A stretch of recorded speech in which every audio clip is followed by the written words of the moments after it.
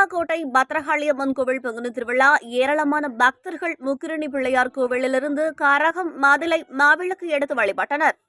சிவகங்கை மாவட்டம் சிங்கம்புணரி அருகே கிருங்காக்கோட்டையில் நாடார் உறவின் முறையினர்களுக்கு சொந்தமான பத்ரகாளியம்மன் கோவில் பங்குனி திருவிழா கடந்த மார்ச் 15ஆம் தேதி வெள்ளிக்கிழமை காப்பு கட்டுதலுடன் துவங்கியது.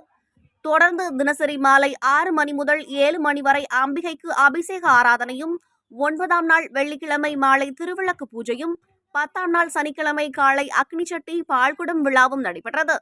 தொடர்ந்து இரவு கிருங்காக்கோட்டை முக்கிரணி பிள்ளையார் கோவிலிலிருந்து ஏராளமான பக்தர்கள் கரகம் மதிலை மாவிளக்கு எடுத்து முக்கிய வீதிகள் வழியாக ஊர்வலமாக வந்து பத்ரகாளியம்மன் கோவிலை அடைந்து இறக்கி வைக்கப்பட்டது.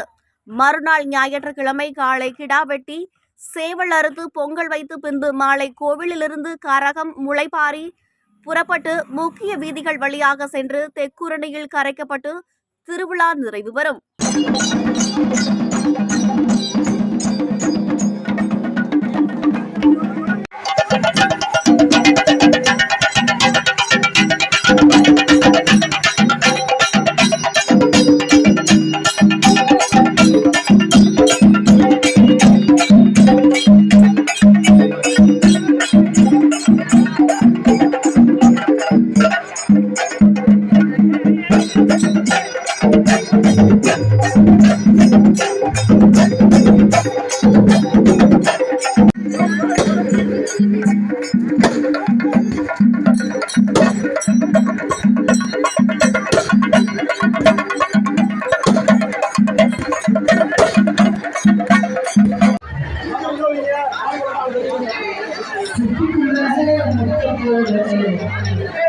Thank you.